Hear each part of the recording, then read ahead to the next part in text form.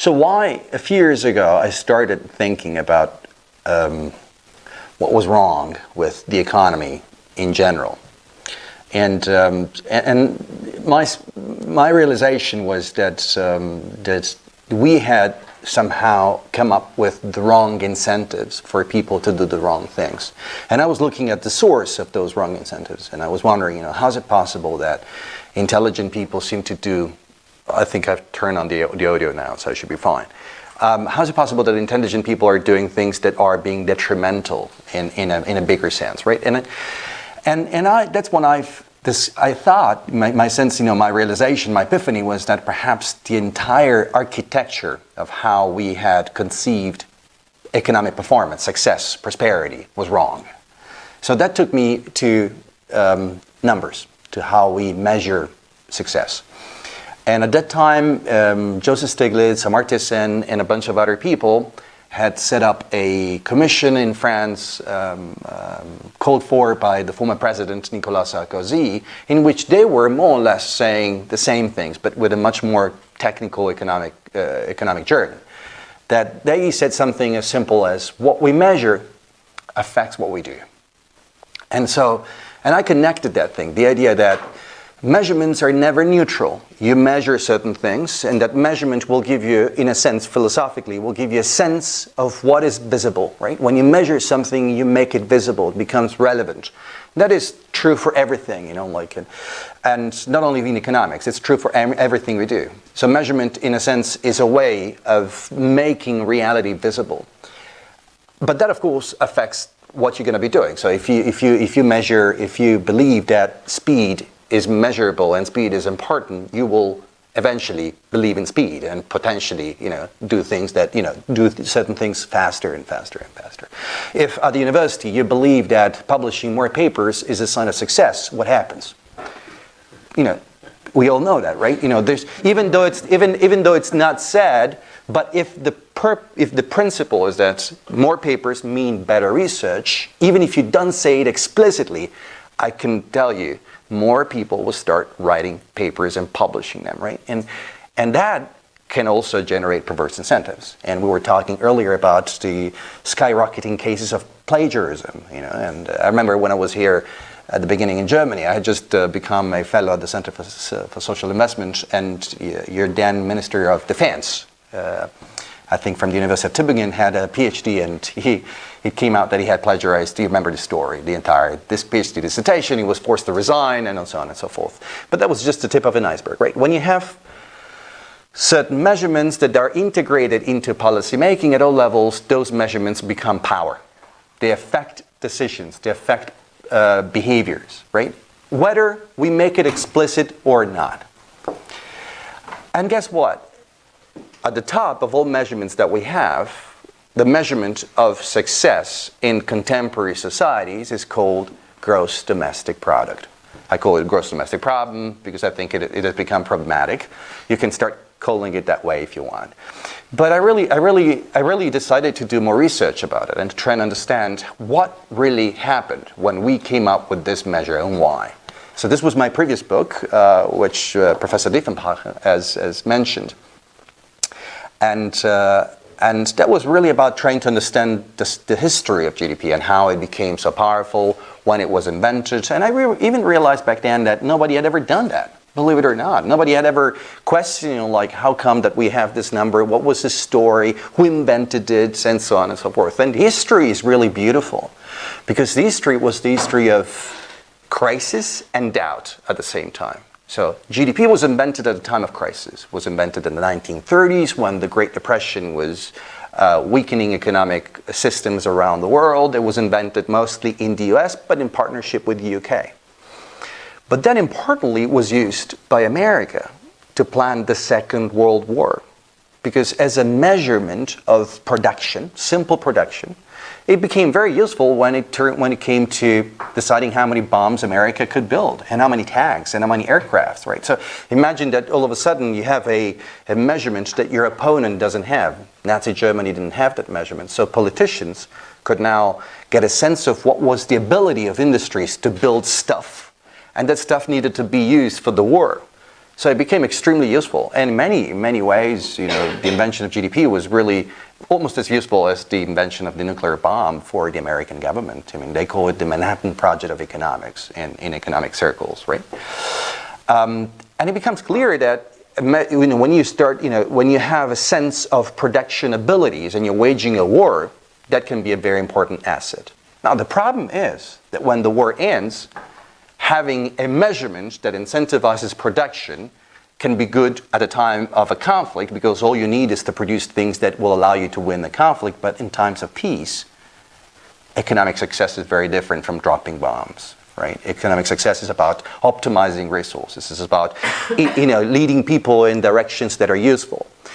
Unfortunately, as it often happens with political processes, the number and the architecture around the number turned out to be so useful to win the war that politicians got attached to it. They said, well, it was useful to win the Second World War.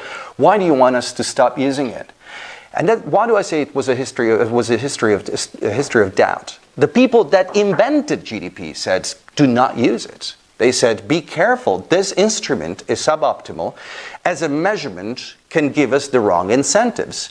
We thought that having a measurement of production at a time of war was important because we needed to win the war. But having a measurement of simple production without asking important questions about what that production is for can be very detrimental for economic management. Okay? So there was a person called Simon Kuznets, who later on would win a Nobel Prize in the 1980s. He's also very well known for his studies of income distribution in the 1950s and 60s. This person was the lead researcher of the people that put together the national income accounts, which is the architecture upon which GDP is based. Okay? He lost the battle because his idea of an instrument that was to be measuring welfare and well-being rather than production per se never made it. He was told, Professor, you did a great job. Thank you so much. Now go back to the university at that time of Pennsylvania. Teach. Do not get involved in this anymore. Statisticians took it over. Unfortunately, this is for those who are senior professors here. His students took it away from him. And they became part of the problem because some of them got so excited about using it for political purposes that they got more directly involved in the management of the national income accounts after Kuznets left. But this is really interesting because not many people know that from the very beginning, economists had serious doubts about the idea that you could manage an economy properly only looking at market production. Now, I assume by and large, you've all come across the idea of GDP. Some of you know exactly what I talk about, right? So GDP is a measurement of market transactions. Okay? So if you imagine the market is like a box. Whatever moves into that box counts for GDP. But that box is not the entire economy, right? It's just one thing, what we call formal market transactions. There are many transactions that happen outside of that box every day, right? Now, the point, as I said, a measurement becomes a way of framing reality. GDP, the first incentive that it gave us was to say, the box is the only thing that exists. Whatever falls out of the box is irrelevant. Okay, so Paul Samuelson, the Nobel Prize winner, had this joke in one of his textbooks. I don't think you guys studied in that textbook. I did, but it's no longer popular these days. But he quipped once that GDP takes a knock, so decreases every time a waiter in Mary's is cleaning lady, right? So that for as long as the cleaning lady is a cleaning lady, he pays her to clean. Once they fall in love and she becomes his wife, that relationship changes in many different ways. We don't know what they're going to be doing in private, but certainly she keeps being the person taking care of the household. And yet, because there's no longer that formal transaction, she gets out of the box. That transaction is taken out of the box, right? And there are many things that we do every day, informal economic systems. I come from a country, South Africa, that has about 40% of the economy is informal. And most of that economy is seen as being not in the box, irrelevant. There are ways of trying to measure and estimate, in some countries do that, but it's done very poorly, and most countries don't really care about informal economic systems. So a lot of transactions that happen informally are not part of it.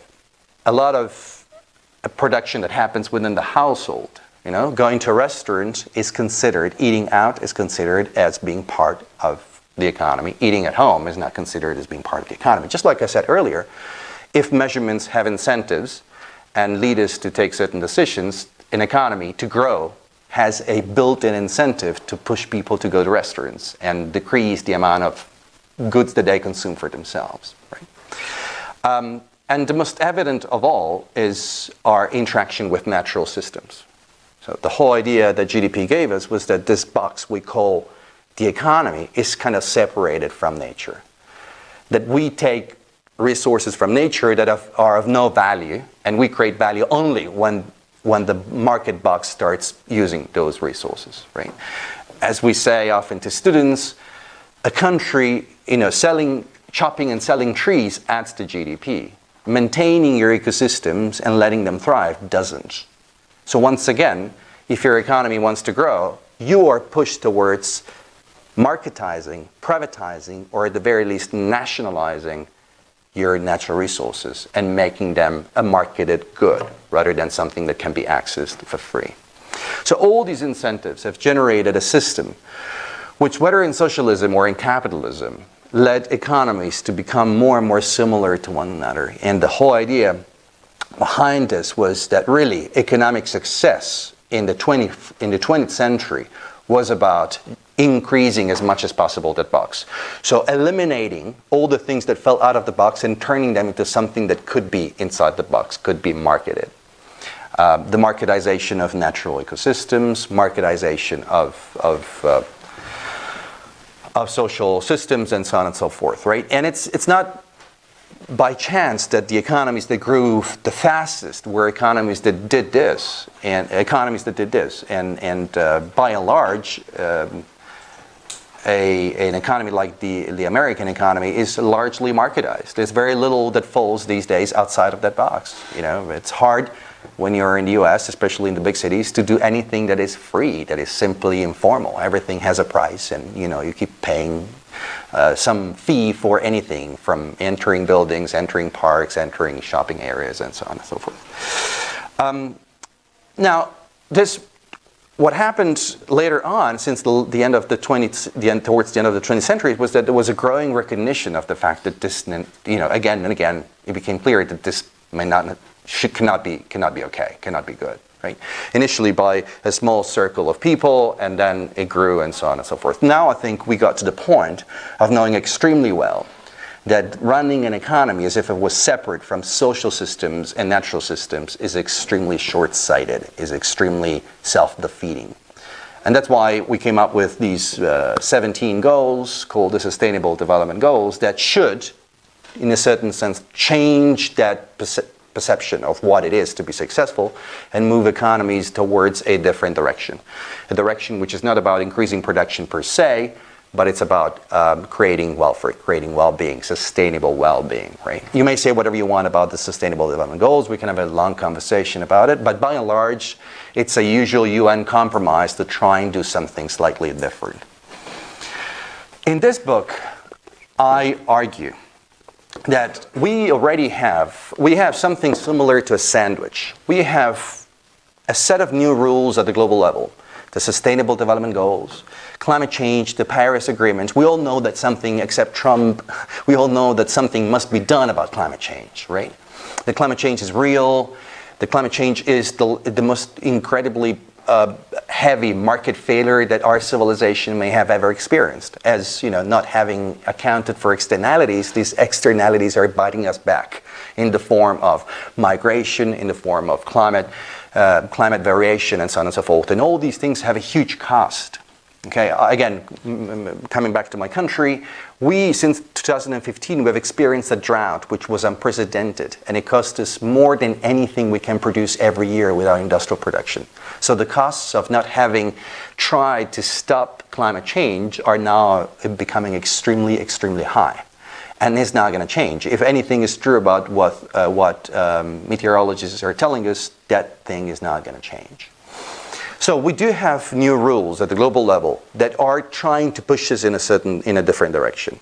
We also have a completely different and continuously changing economy. We now know that there are different business models out there that are trying to do it differently, including some companies, really some companies waiting to know what needs to be done, but some companies already doing a lot of interesting things. We have a growing sharing economy. Now, when we talk about the sharing economy, it's a vast world, and that includes things that everybody knows like Airbnb, Uber. I know in Germany you keep fighting against Airbnb and Uber, but at some point you will have to accept the fact that the economy is changing, and we can have a conversation about whether that is good or not.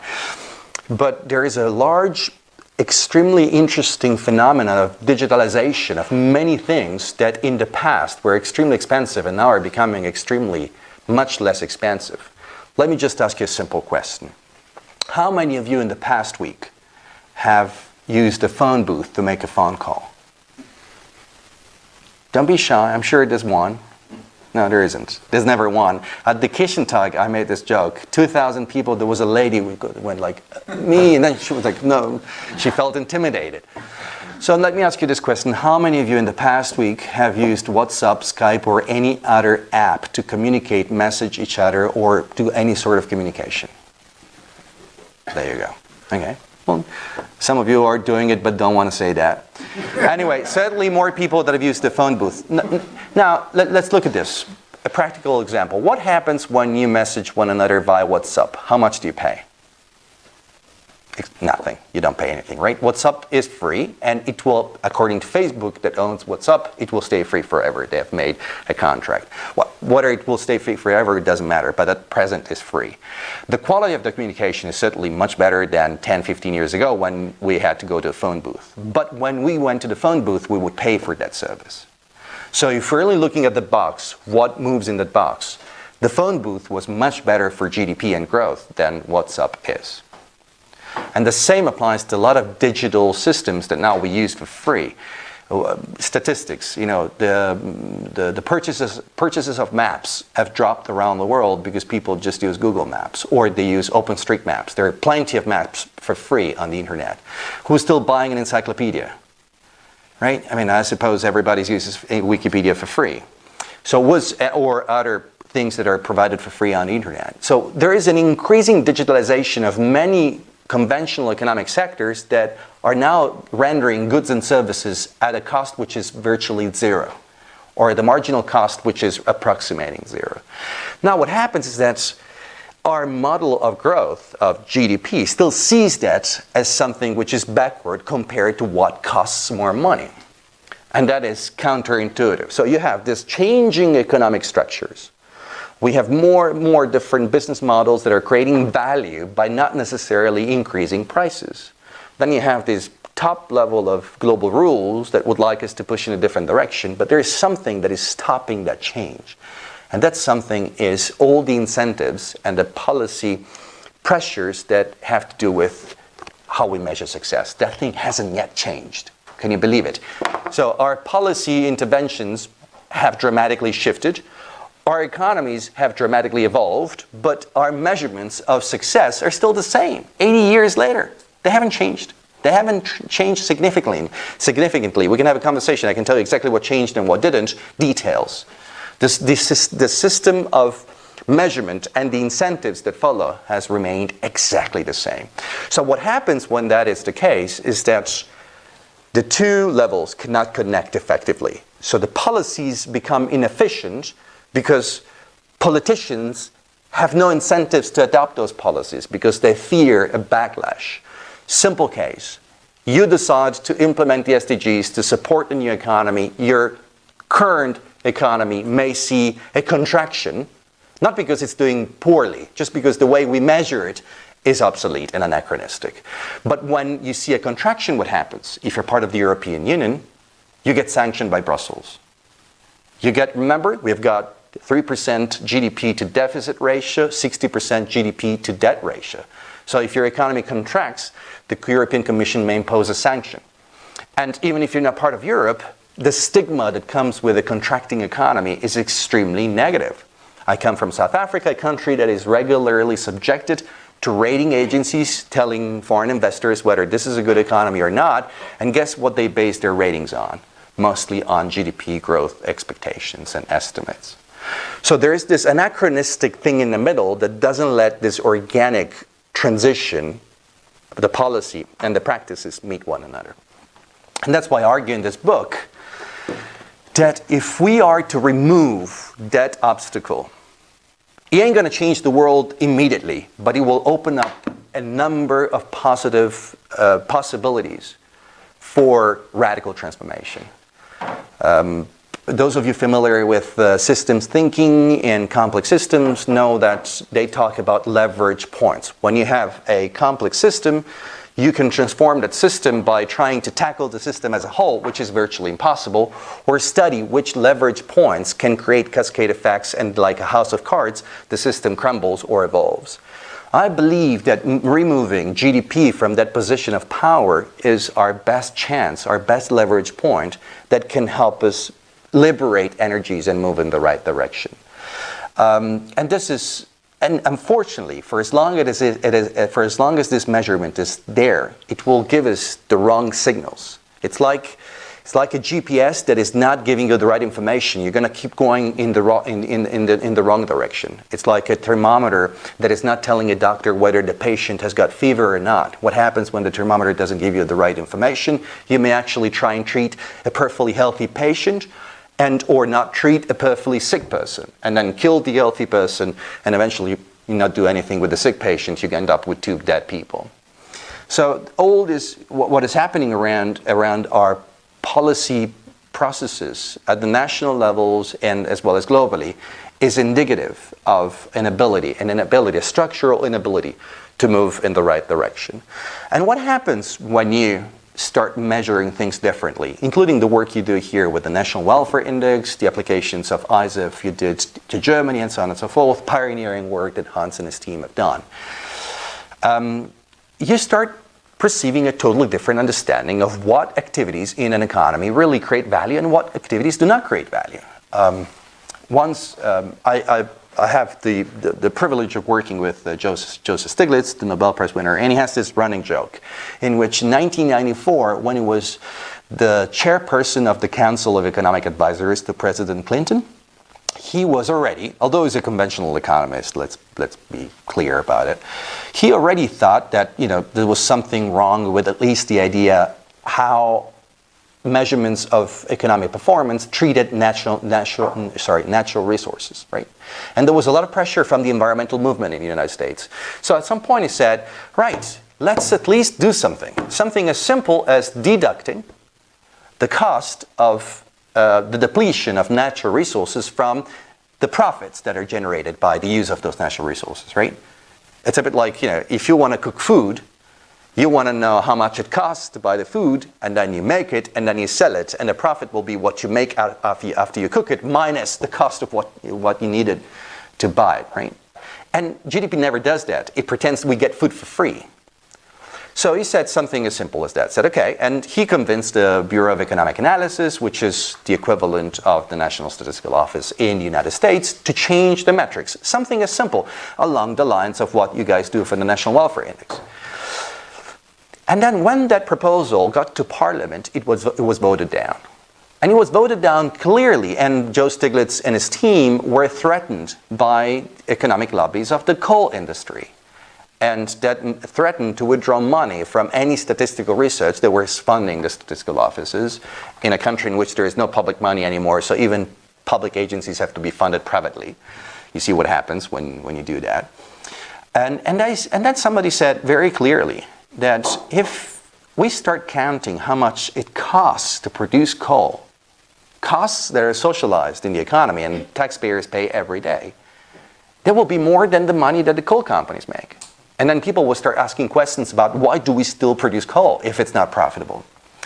Now, this was in 1994. In 2013, the United Nations Environmental Program used a similar methodology put together by a team of which I'm part, which is basically based on ecosystem accounting and natural capital accounting. We can have a conversation about how that works. And basically did the same about some of the leading business sectors in the world and trying to get a sense, at the very least, of how much their activities cost the environment. And that is a cost that is socialized among taxpayers globally, right? And they came up with, this is a study made by True Cost, the agency based in London, and UNEP, and you can Google the report, it's downloadable for free. And in 2013, they found something which I think is astonishing, that the 20 largest business sectors in the world, and these business sectors include all fossil fuel industry, all food industry, and some of the largest retail industry in the world. Okay, so from the Walmarts all the way to the fossil fuel companies and the Nestle's and blah, blah, blah. They cost the earth more money than they make. So none of these sectors would be financially viable if they had to pay what they destroy. And this is important because all of a sudden you start changing your perspective of what it means to grow as an economy. Because if what it means to grow is to add value and you're taking away value, then you are degrowing. You're taking away wealth from a nation, from a global economy, and so on and so forth. And the same has been done nationally. Those of you that have come across the Index for Sustainable Economic Welfare, which your team has been using, now also renamed Genuine Progress Indicator, will know that more or less data, which is being added as we speak, but data based on more than 20 countries so far. And the more data we produce, they show the same story. Since the 1970s, by and large, I've seen a recent paper, I think, by you that says Germany is a bit later until 2000, right?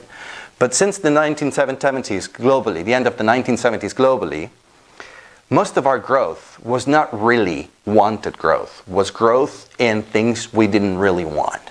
But since GDP doesn't say what is good and what is bad, that counted as growth. And I'll give you an example. And I think Italy, we just did a study in Italy, it's 1991, and I seem to have seen something still under review by some people working with you, Hans, that says Germany is a bit later, but more or less same story. At a certain point, your progress goes down. As much as GDP keeps going up, progress goes down.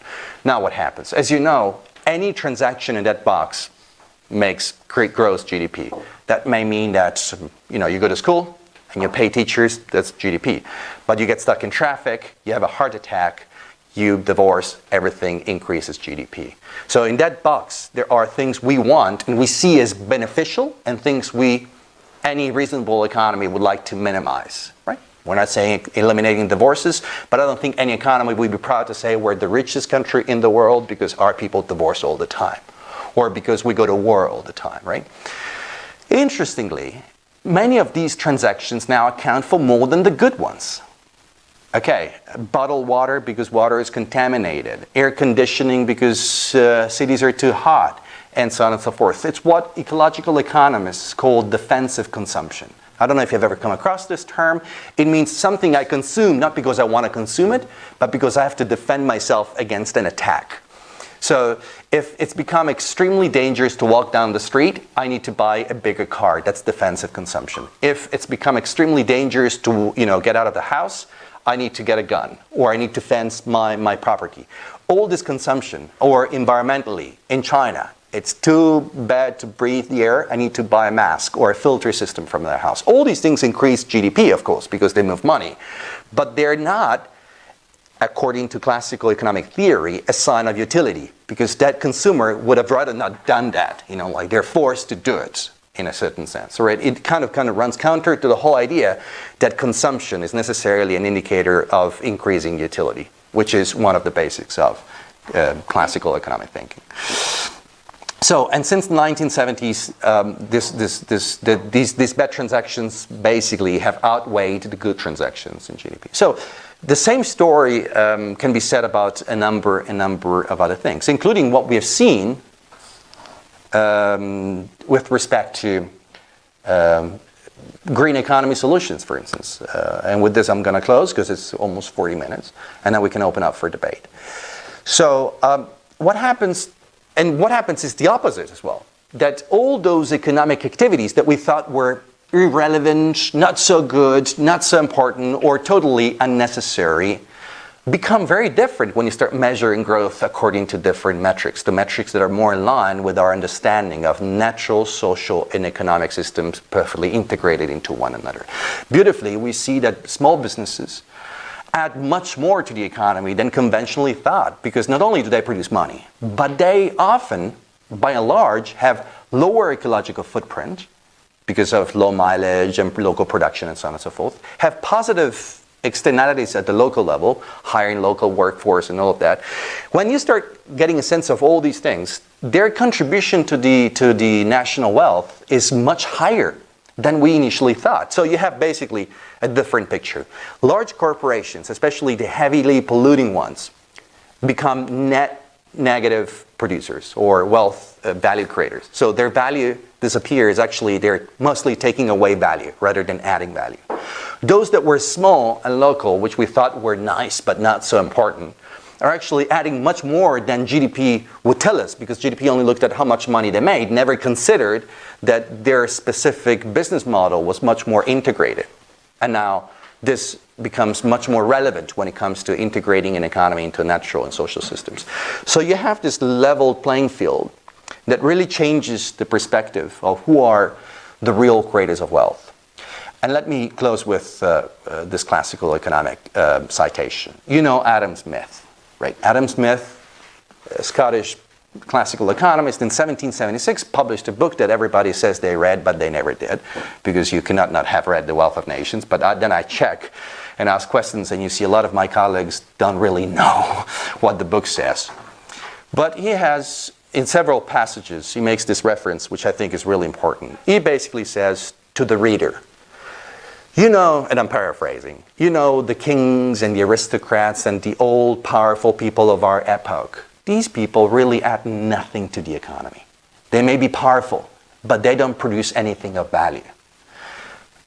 Those producing the value, the wealth of the nations, are the industrialists and the workers. And none of them have political power back then. So his argument is, if power goes with wealth creation, these guys should be in the driver's seat. They should be those controlling the levers of power of the economy. This is 1776, right? That's the dawn of the dawn of the modern revolutions. The United States, France, and the rest of the 19th century, and so on and so forth. So he, in a sense, he was able to capture the shift in the economy that was happening and realized that the shift was being mismeasured. And he gave a different idea of what the wealth of nations was, very different from more traditional thinking. And he said, if I'm right, you guys have to have power. And that happened. I believe that the work we're doing now on going beyond GDP is exactly the same in different terms. We're the Adam Smiths of contemporary times. We're simply saying we keep measuring an economy in the wrong way. And this gives us a false sense of who's powerful, who should be rewarded, who should be subsidized, and who should be sanctioned. The economy is shifting, just like it shifted at the end of the 18th century. We're not able to capture that value creation properly. If we were able to do so, the players in the new economy would be emboldened and empowered as players in politics as well. And that would have a cascade effect and would probably lead to a transition of political relevance as well, with enormous impacts across society, political systems and society. And there are hundreds of pages on this in the book, but I'm not going to give you all the details, otherwise you're not going to read the book. Thanks.